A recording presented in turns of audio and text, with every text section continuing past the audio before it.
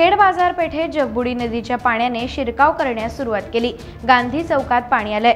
जगबुडी नदीची पातळी 9.40 वर गेल्याने नगर परिषद प्रशासन अलर्ट मोडवर आलं आहे।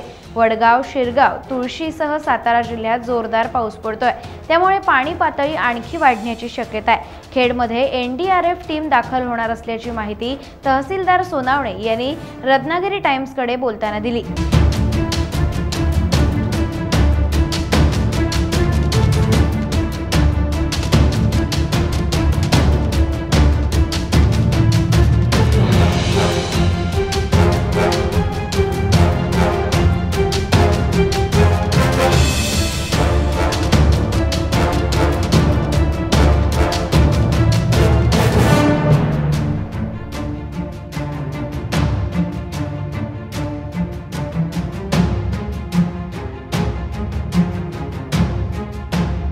टाइम्स डिजिटलला लाईक करा, शेअर करा, सबस्क्राइब करा आणि बेल आयकॉन दाबायला विसरू नका। Times digital.